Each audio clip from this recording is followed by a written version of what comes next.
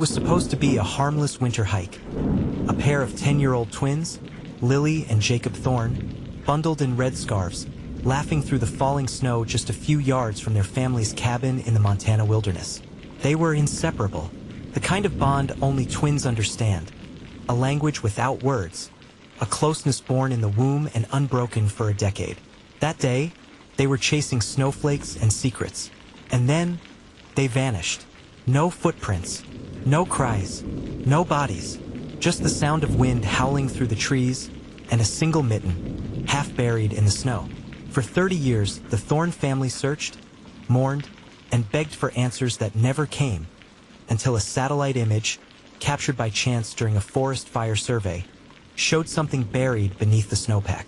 Something that shouldn't be there.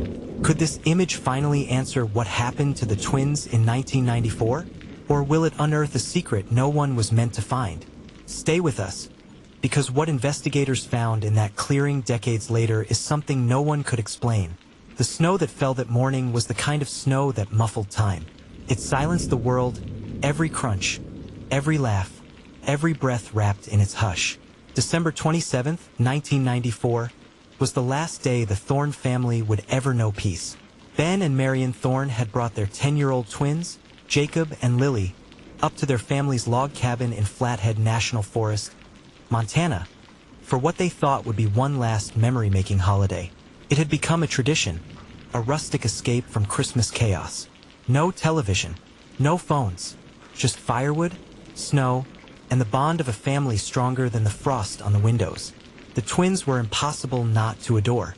Jacob, the quieter of the two, carried a pocket knife and a notebook everywhere.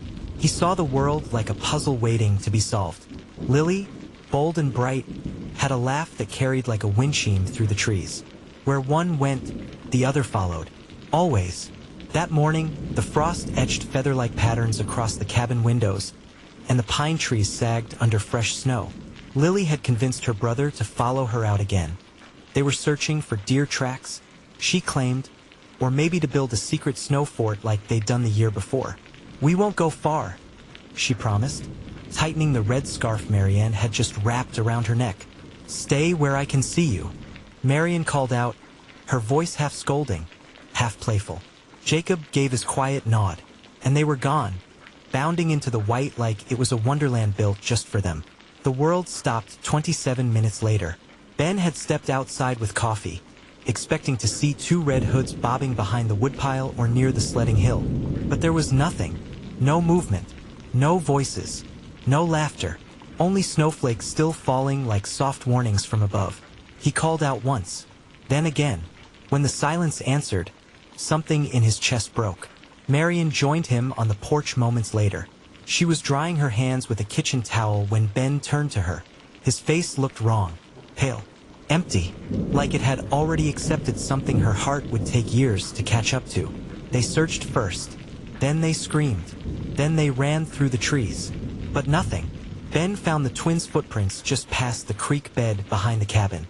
They led a winding trail into a stand of evergreens, and then stopped. Just stopped. The snow was freshly laid, undisturbed around it.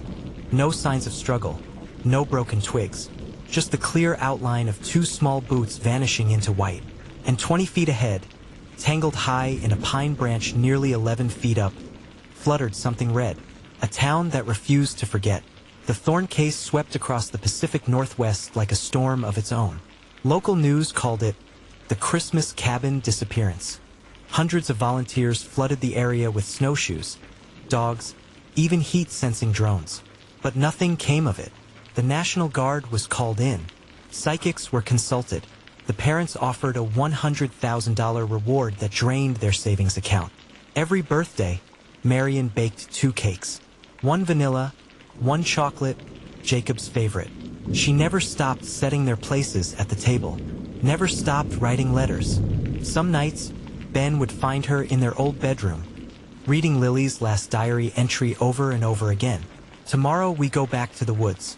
I hope we find something strange. Jake says if we do, we won't tell anyone." Eventually, the search ended, not because anyone wanted it to, but because no one knew where else to look. It was as if the twins had walked into a fold in the universe. a place that swallowed sound, memory, and light. They were pronounced legally dead in 2001, but Marianne never accepted it. "They're not dead," she told a local reporter on the 10th anniversary of the disappearance. "They're just not here." In February of 2024, 3 decades later, a fire season survey team from NASA captured a sequence of satellite images over Montana, using thermal and infrared overlays to assess snowpack melt in high-risk wildfire zones. One of the technicians, a 24-year-old intern named Eliza Rains, was scrolling through heat signature maps when something caught her eye. A small, circular heat source in the middle of nowhere. Technically, it was just outside Flathead Forest, about a mile north of the Thorne cabin, unreachable by road, no known hiking paths, and under at least 6 feet of snow. The timestamp showed early morning. The image showed a faint thermal signature, weak but undeniably warm. Eliza flagged the anomaly. Her supervisor dismissed it. "Probably a hibernating animal," he said. "Maybe an underground spring." But Eliza couldn't shake the feeling. Something about the shape, the perfect circle of it, the way it was surrounded by symmetrical indentations, like tracks that didn't belong to any wildlife she'd ever seen. She posted the image anonymously in an online forum dedicated to unsolved disappearances. Within 6 hours, someone matched the coordinates to a 1994 case. And within 12 hours, local law enforcement received over 50 calls referencing the Thorne twins. When search teams returned to the area, they expected to find nothing. What they found chilled them more than the snow. At the exact location of the thermal signature, hidden beneath a thick crust of snow and frost, was a shallow depression in the ground. Around it, 12 almost equidistant indentations, like something heavy had been pressed into the earth. In the center, a perfectly preserved scarf, Lily's scarf, still tangled, still red, still wrapped in a single long strand of hair. DNA confirmed it was hers. But that wasn't the strangest part. About 2 feet beneath the scarf, frozen in the permafrost, investigators discovered something else. Something small. Something made of metal and plastic. A disposable Kodak camera from the early 90s. Its plastic warped from the cold, but intact. The kind Jacob used to bring everywhere. He'd insisted he'd capture something no one would believe during that winter break. Inside, 27 undeveloped photos. The final frame was still intact.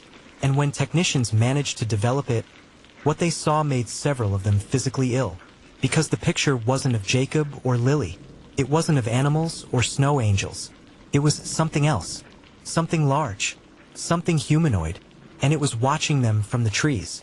The grainy photograph was passed silently between the investigation team, each person's breath visible in the frigid Montana air as they huddled around the portable lab tent. None of them spoke at first. No one dared.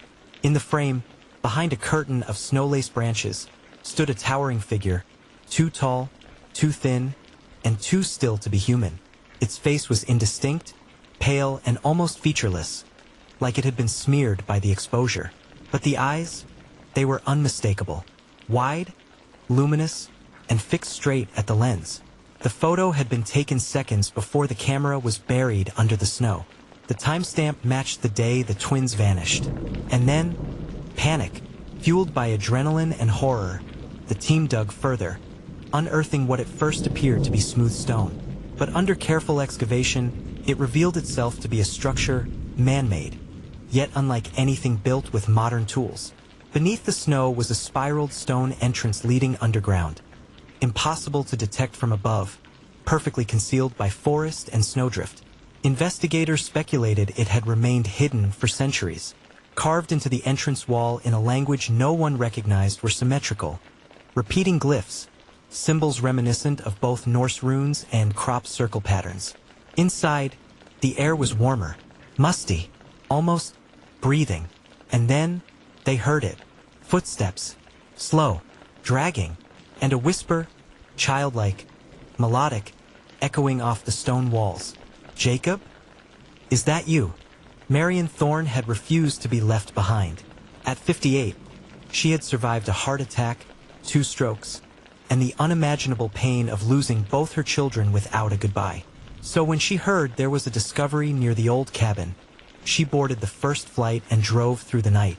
She arrived just as the retrieval team reached the chamber beneath the spiral. What they found inside would become one of the most hotly debated mysteries of the decade.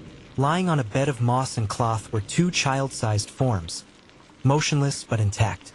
Jacob and Lily, except they hadn't aged a day. Still 10. Still dressed in their 1994 winter coats and boots. Eyes closed, breathing faint but steady, skin warm to the touch. They were alive. No signs of trauma, no malnutrition, no frostbite, nothing to explain how they'd survived nearly 30 years beneath the forest floor in a hidden stone chamber with no food, no light, and no heat. But the real shock came when Marianne whispered Lily's name. Her daughter stirred. Then Jacob blinked, and they both whispered the same thing in unison. We weren't alone down there. Over the following weeks, specialists, psychologists, and scientists from around the world interviewed the twins. Their memories were fractured, dreamlike, layered in riddles. They remembered falling. They remembered a voice that wasn't a voice, something humming in their minds. They remembered a long hallway with no end, doors that opened without touching, and a presence that felt like watching a storm with eyes. Jacob described it as a place that's underneath time. Lily said, "It told us stories, but not in words." Despite their trauma, they didn't appear afraid. They said they had been protected. But by what? And why? A linguist named Dr. Matteo Arkenstone, an expert in ancient esoteric scripts, was brought in to study the glyphs on the chamber wall. After months of analysis, he proposed a theory so outlandish it was dismissed by mainstream science. But it gained traction among fringe theorists and truth seekers. His interpretation? The structure was a dimensional pocket, a threshold not of this world but existing alongside it. Like a pause in reality. The glyphs, he claimed, were not warnings, but instructions for safely returning. The twins didn't survive for 30 years underground, he said in an interview. They were gone for minutes, maybe hours. To us, it was decades. But to them, time folded. The forest, the snowstorm, and whatever being or force that inhabited that place had created a space where time and memory had no rules. Closure, but never answers. Marian brought her children home in early spring. They didn't attend school. They didn't do press. Doctors confirmed their DNA, but the world had a harder time accepting the impossible. Ben Thorne, unable to process their sudden return, had already moved on, remarried, relocated to another state. He never visited. Marianne didn't mind. In the still hours of the night, she would sit with her twins, now emotionally older but physically the same, and listen as they slowly began to speak more clearly about what they saw. Sometimes they would go silent. Sometimes Lily would cry in her sleep. And Jacob? He began drawing. Images that looked eerily like the thing from the photo. Tall, pale, patient, watching, waiting. 6 months after their return, a satellite image surfaced again. Same coordinates, same spiral heat signature, but this time, it was glowing. A perfect ring of infrared heat, and at its center, 2 tiny figures, waving. Jacob and Lily were still asleep in their Montana home. So who or what was waving? The Thorne children never aged. Medical scientists remain baffled. The site has since been sealed by a federal agency that refuses to comment. But sometimes, when the snow falls just right and the trees grow still, hikers in Flathead Forest say they hear children laughing, distant, echoing, and some swear that in the oldest parts of the forest, if you're very quiet and very still, you can see 2 sets of footprints, side by side, leading into the white and vanishing again. What do you think happened to Jacob and Lily in that forest? Was it a natural anomaly or something not of this world? Could places like this exist hidden in our forests today? Drop your theories in the comments. And if you believe some doors should never be opened, like this video, subscribe, and we'll keep uncovering the mysteries they never wanted you to find.